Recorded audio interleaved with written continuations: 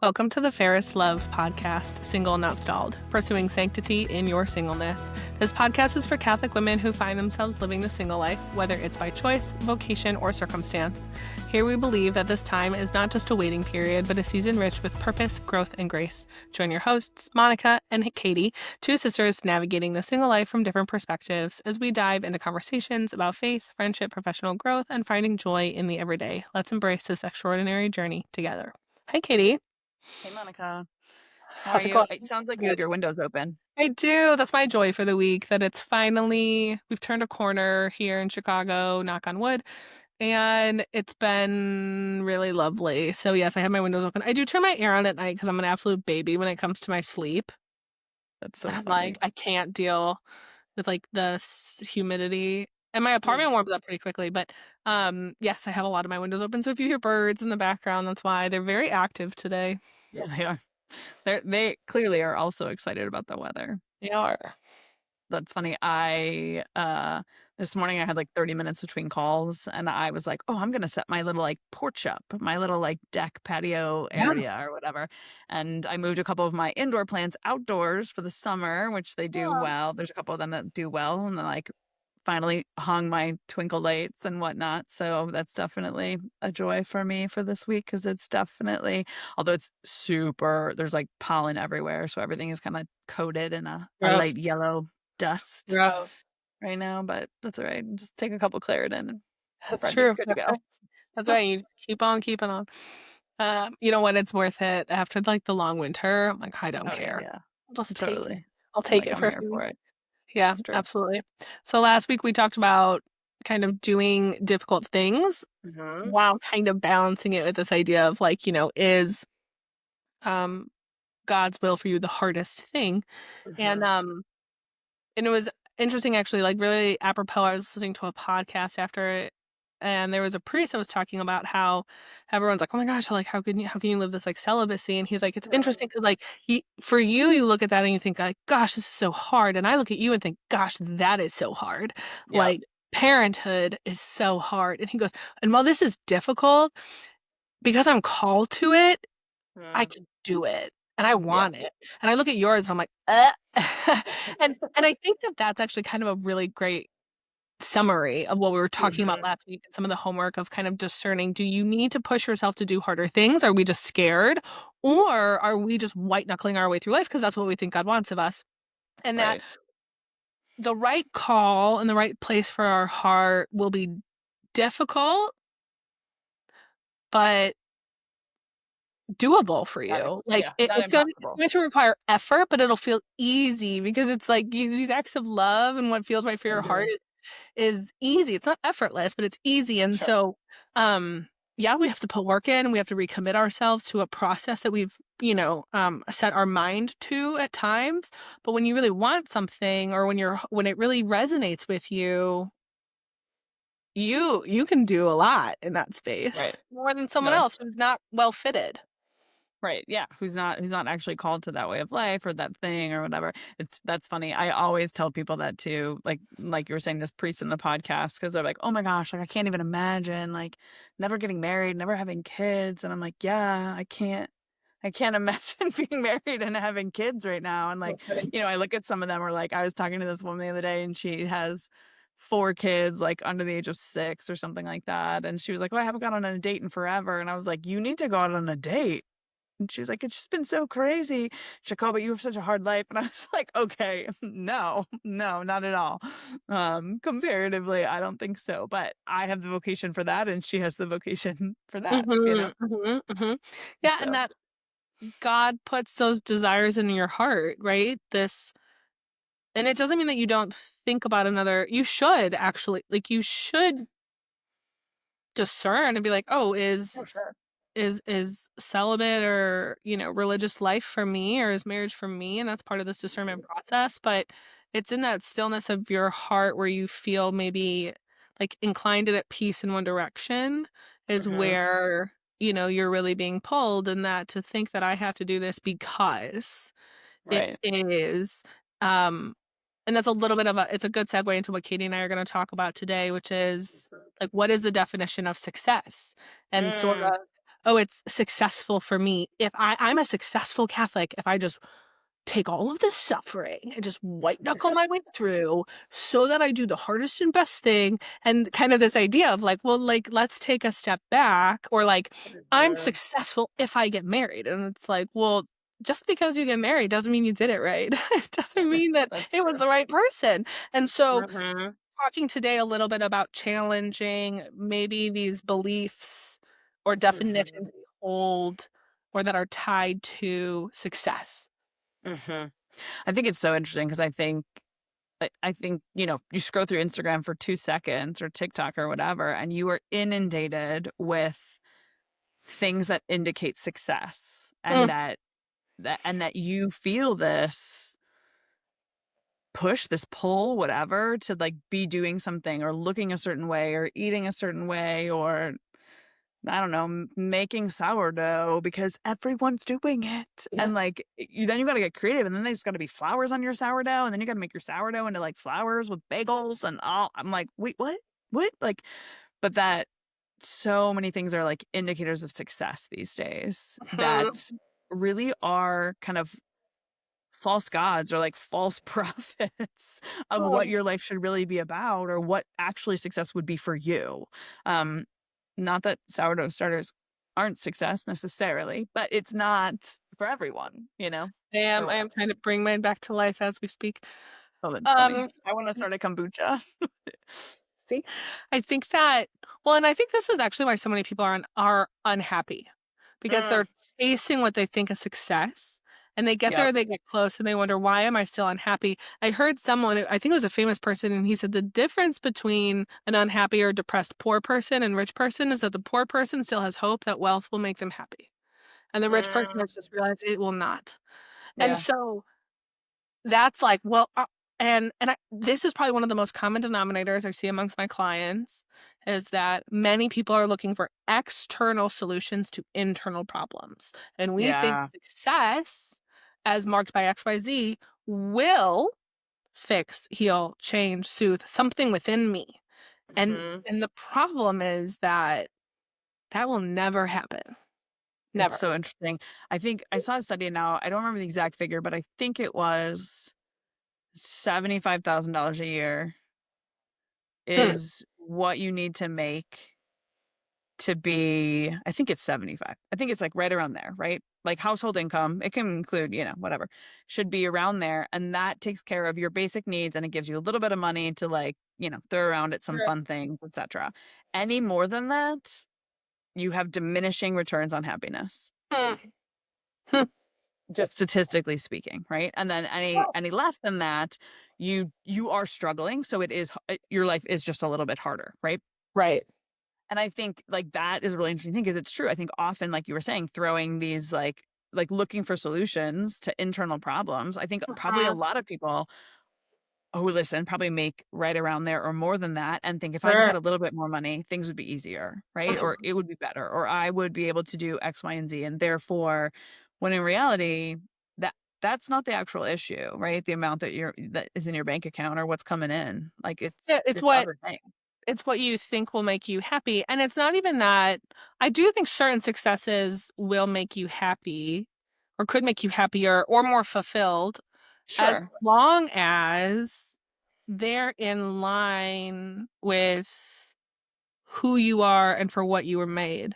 And when Hmm. we're not living to our call in life, there's a lot of unhappiness. And I think many people are not living to their true call in life Hmm. because they think they have to be an engineer. They think they have to make X amount of money and that will do it. And so, and I think this is actually where a lot of the lack of fulfillment people feel, and they're trying to get it from their jobs and they're looking for a purpose and I think it has to come from all these other places, and they're looking for all of these external things instead of looking internal, saying what is this, and then choosing an external task that matches.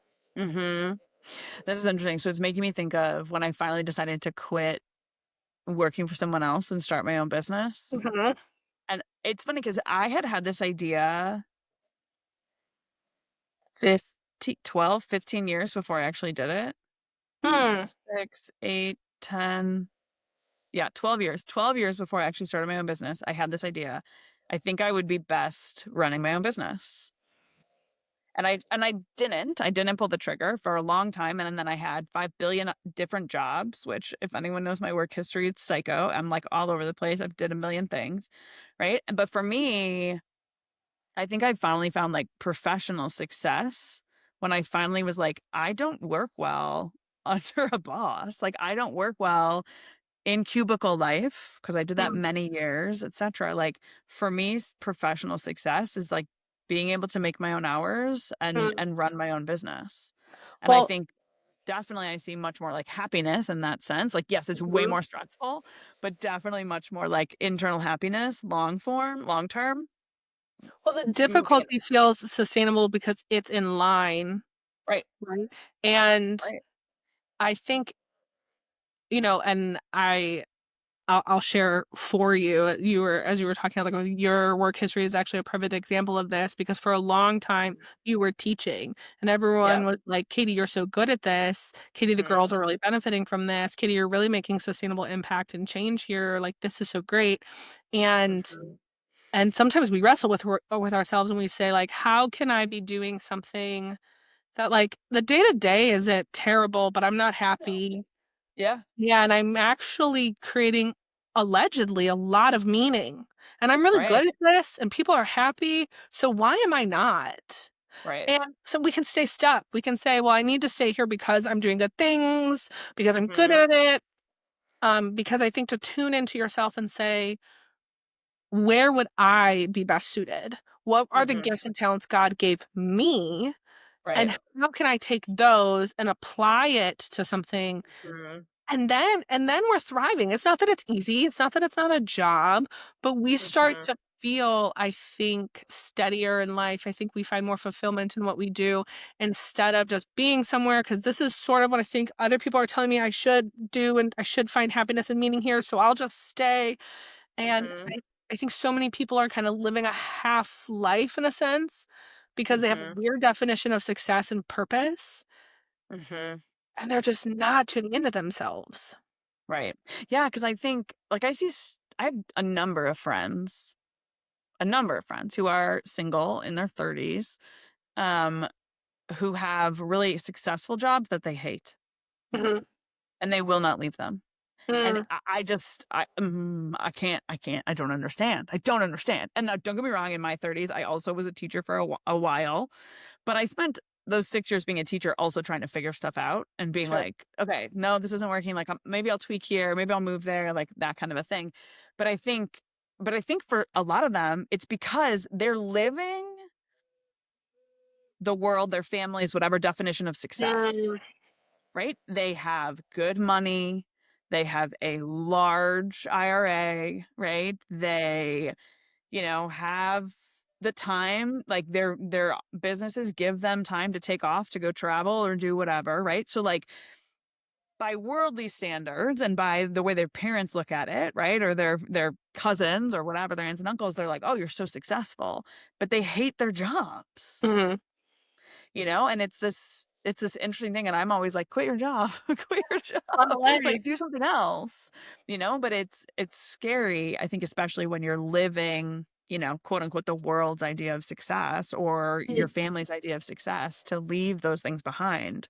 Right. Um, And so I I would define success, and I think for the sake of this podcast, because I think we could probably have a couple of different definitions, but I would say Sure. that to truly be successful in life, it would require you to know who you are and for what you were made. Mhm. And that knowing that gives you a lot of direction in life. And when you find your path, you will achieve a lot. You will find a lot of fulfillment. It will feel purposeful and Mhm. successful. Yeah. But otherwise, Right. This is reminding me, have you ever heard Arthur Brooks talk about The Secret to Happiness? mhm, Um, and he's always like, "You to be truly happy, you need to figure out, like, for what were you made? mm, Like, why are you here?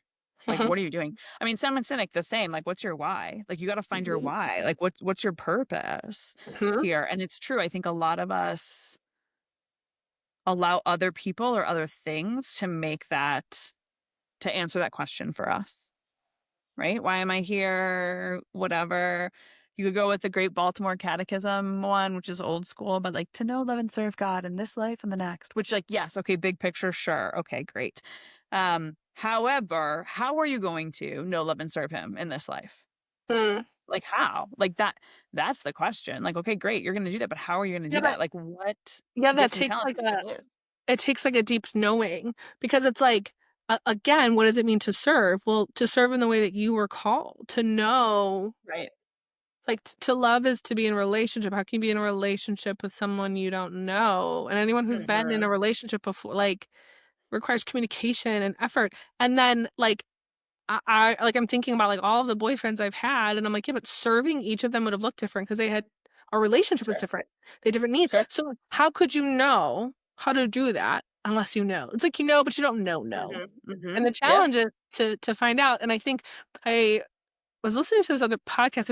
It was the same priest, and I was like, this is actually like a really interesting. It's a fascinating concept.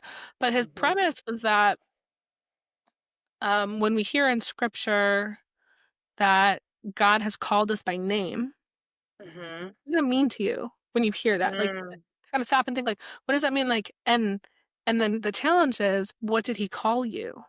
Because he has a Mm-hmm. name for you, and it's not necessarily the Christian name your parents gave you at baptism, like, right, where you were brought into his church. Sure. He has a name for you, and the challenge is to discover, like, well, what does he call me? And that gives some insight into his relationship with you, how he Mm-hmm. experiences you, what he wants of you.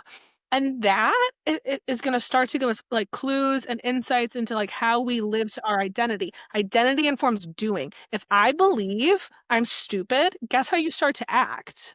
Yeah. You call Stupid. yourself by that name. And so if you start to call yourself by the name that God has given you, being informs doing. So what Mm-hmm. would you do? How Right. would that change your definition of success? Mm-hmm. I think too, to your point earlier about knowing, and like this is related. It's funny. I just on Sunday I give a talk to a youth group out in Belleville, Illinois. They asked me to come out and talk about um friendship with Christ, not just on Sundays. And so one of the things that I pointed out to them is I was like, look, there's a difference between knowing and knowing someone. I said, listen, like you all, actually, this is really funny. I was like, you girls, like you all know Taylor Swift in general, right? You can probably tell me a lot of her songs. You can tell me her albums. You probably can tell me who she's engaged to right now and some of her previous relationships, right? And I said, oh, or for the boys, like Patrick Mahomes. And they were all like, no, not him. And I was like, okay, give me another athlete, whatever. And I was like, we probably know a lot about them. And I was like, okay, show of hands, how many of you could text Taylor Swift right now and she would respond?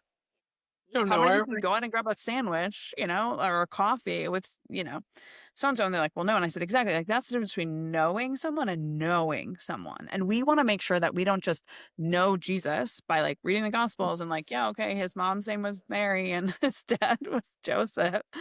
Um, but that we really know him. And when we really know him, then we can start to really know ourselves, right? And that relationship between what does he want from me and what has he called me to, right? Why Yeah. does he want me here? There was you're making me think of there was this beautiful Carmelite sister. She's a Carmelite of the Sacred Heart, so she's not cloistered. But she's still a Carmelite. It's like Yeah. a different branch off of Yeah. the Carmelites, and she had this really beautiful podcast with Lila Rose.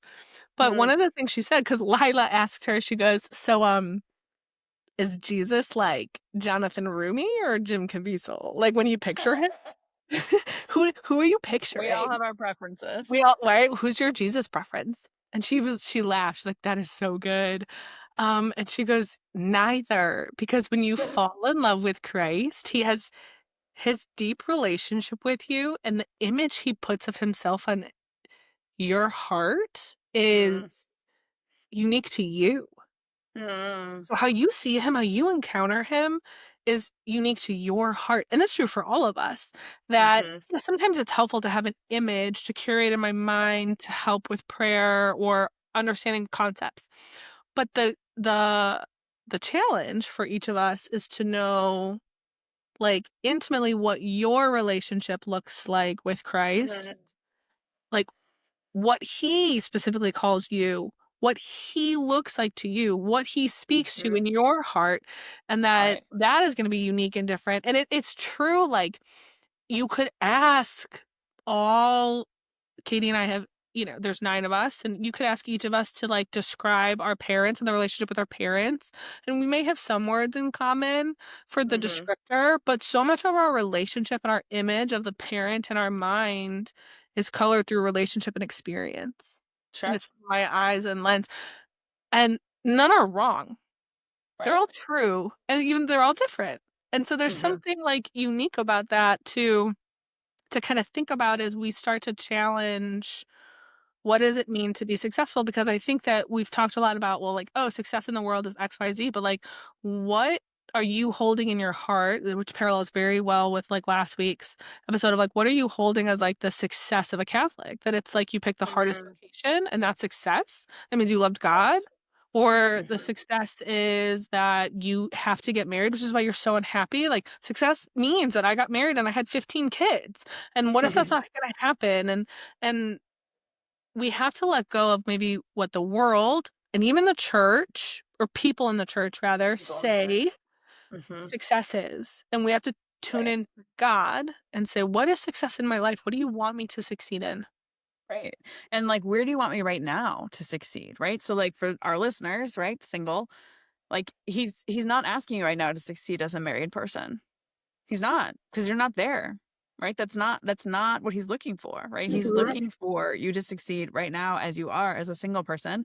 And whether that's vocationally single or situationally single, like that's where he's asking you. And then from there, his definition of success for you is different for you versus me versus whoever, right? Based on the skills and talents he gave us, based on the weaknesses that we have that he also allowed, right? Based on our situations and circumstances. Like there's so many things like that. Um, but when we just use like the world to define our success, that's where we get in trouble or caught Mhm. up, right? Like in trouble. I don't mean that like slap hand, but you know what I mean? Like that's where we often can fail. I was when we were talking about this earlier, to prep for the show, I was thinking like, oh, like, I just did that high rocks and we talked about it last week, but at my gym training was another girl who was doing it and she is half my age. Um, and she set a sub 130 goal and I set a sub 2 hour goal. Right. And at first, when she set that goal, I was like, I felt like a little crushed over my goal. No. Yeah. Well, Yeah. because I was just like, we were training with the same trainer, we're training at the same Comparison. gym, comparison, etc. And then afterwards, I was like, that's dumb. I'm Mm. twice her age. Like, okay, that already is wild, right? She's super fit, she's super short. I was like, all of these things like change, some of the demographics of your capabilities and things Yes. like that. And I was like, no, like success for me is sub 2 and success for her is sub 130 and like those are both super valid. Yes. But if I went and changed what my success barrier was or whatever my success goal was to hers, I'm Mhm. doing myself a disservice. Mhm. Well, because I wouldn't have ever hit that Mm. because I'm not capable of that right now. Maybe I would be in another one or in a future one or whatever, but like, and then it could lead to a lot of just sadness or depression or whatever. Not depression necessarily in Great. the Well, medical sense, but maybe depends on not what enough you're thinking of. time. That comparison and shame and Totally. kinda inner critic enough times can, yeah, lead to, like, a very depressing life. And I Exactly. think the comparison should be, and this is why it's like, the questions I pose are like, "Well, who are you and for what were you made?" That's the comparison. Am Right. and it's a comparison within self. Am I Hmm. living to me? Am I on track for me and where God has me going and for the talents he gave me? And that it's not going to be the same as everybody else, and it Right. shouldn't be. And you may have similarities to people, but there is a unique call for each of us that only Hmm. you can fulfill, only you. And Right. like, gosh, like what a beautiful adventure to discover that and to rediscover that in each season of our life and to remind ourselves, like check in and be like, oh, like I'm putting this definition of success or even my own well-being or my identity and all of these things beyond me and all these other people and all these other comparisons. This person prays in this way. This person does this in that way. Why don't I? I should. The number of times in therapy, I hear people say, oh, I should be able to XYZ. I should be at XYZ stage. I should. And it's, where's that coming from? Where? Because you're being honest and you're not living to your potential, or you are comparing yourself to everyone else and thinking that you should somehow be the exact same as everyone else. It's just, Right. it's, it really only hurts us. Like, I can't think of an example where I'm like, yep, that was a great comparison and you're better for it now. Like, No, it's true. um, Yeah, and I think, but that ability to be able to compare ourselves to where we should be, not where someone else should be, right? Or like where God is calling us to be, maybe is the better way of saying that than should be. Um, I think it takes a lot of like spiritual maturity, probably emotional maturity too, right? To be able to look and say, I'm here and I think God is calling me to be here, right? Or I'm here and God is really good with this place right now, this space, right? yeah. Yeah. If the answer is I don't know, like, that's okay. Like, God reveals himself slowly. I was just talking to a friend about this actually yesterday, and we are talking about, like, he revealed himself to the apostles slowly and to their ability. He actually singled them out, told some people some things at one point and other people other things at some point, and because not everyone was ready for everything all at once. And so, like, God is so patient with us, so patient. He's got all the time in the world, literally. It's all his. He's got all the time in the world for us to slowly come to these truths and understanding of ourself, of how and where we're called in the world. Where you're called in one particular season may be different in another, and it doesn't necessarily have to be a waste as long as you're tuning into, like, growing and moving forward in that process. And that sometimes I think we feel this sense of urgency of I have to know now and I have to be at a destination now, or, well, if I'm on a weird path, like, what does that mean? Like, I just want all the faith now. And it's like, no, like, we will never have that. Like, I think even Right. of the apostles, like, there's kind of this, like, oral tradition in the Catholic Church that Peter is leaving Rome as it's all burning down, and and Christ passes him and he goes, Lord, where are you going? And he goes, I'm going to die in your place for the Yeah. church again. Like I'm going back to And die Peter, because you're and like, good grief, Peter. I mean, my God, literally, you saw God. What, dude? well, And okay, but even you still missed the mark. Every opportunity, Peter missed the mark, and he turned his butt around. He went back and he died. And so, like, and I think what's beautiful about that is, like, there was no shame, there was no criticism, and there was no forcing him. Peter was allowed to leave and not die for the church, and God was like, "It's all right. It's okay. I'll do it. You're not ready. one of I'll the do it."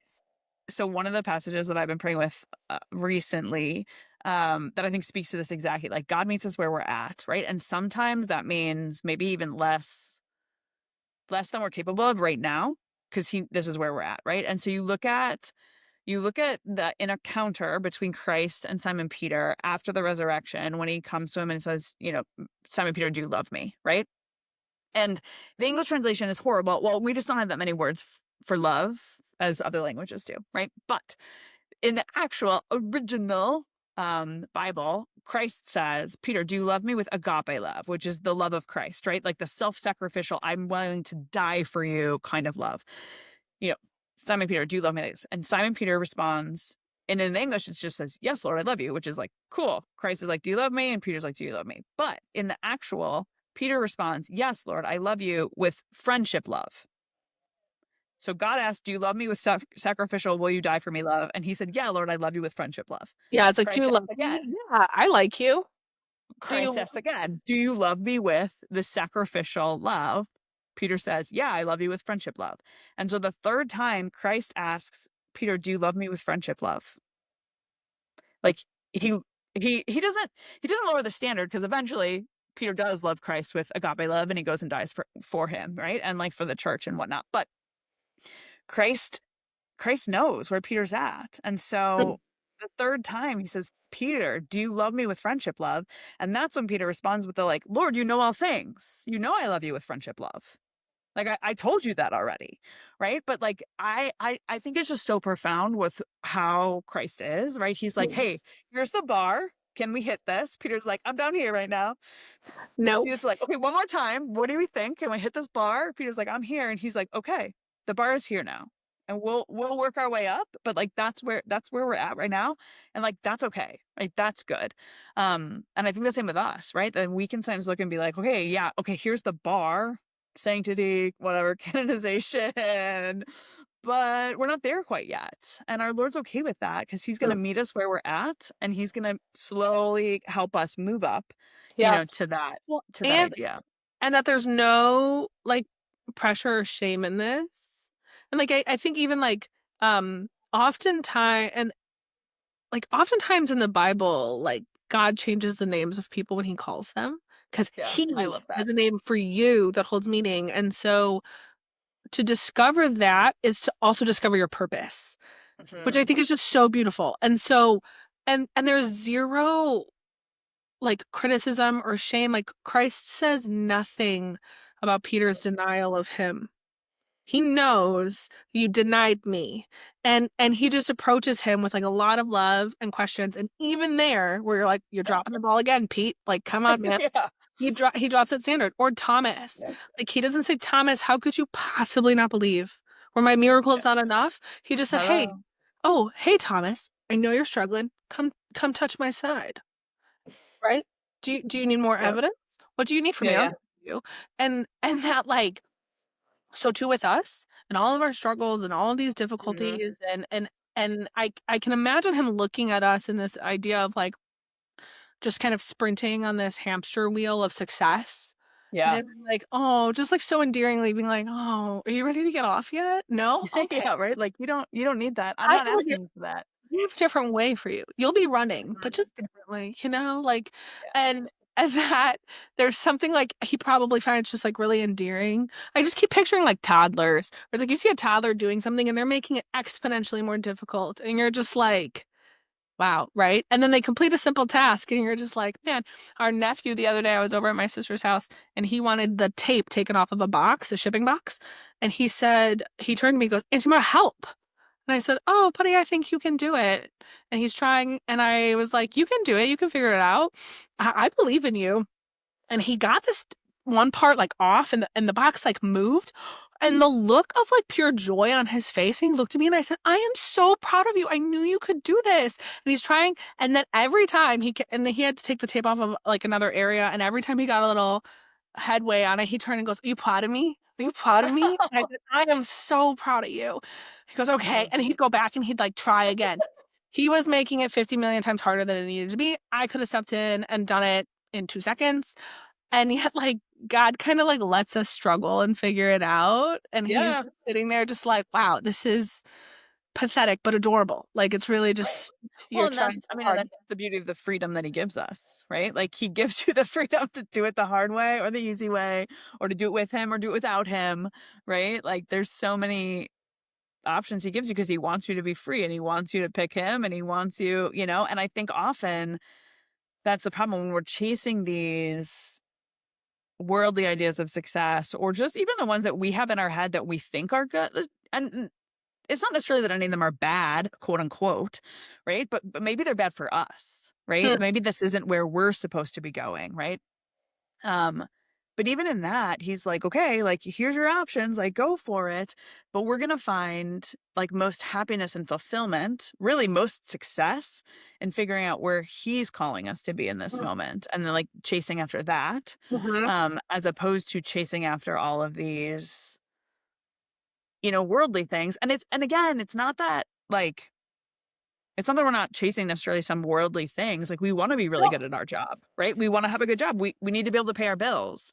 Like that's also success, right? Like, well, and listen, I mean, yeah, as long as it's where you're meant to be. Like I'm thinking of Tim Tebow, who has millions of dollars. Yeah. He did what he was like called and designed to do. I mean, my God, the man had talents above an average human to succeed in an industry where he made millions of dollars. And now he can turn that back into, he is doing so much work on human trafficking and child pornography and all of these things. And he has the opportunity to pour wealth into it. He was able to use that platform to minister to like his beliefs and share the message. So it's not about not getting earthly success.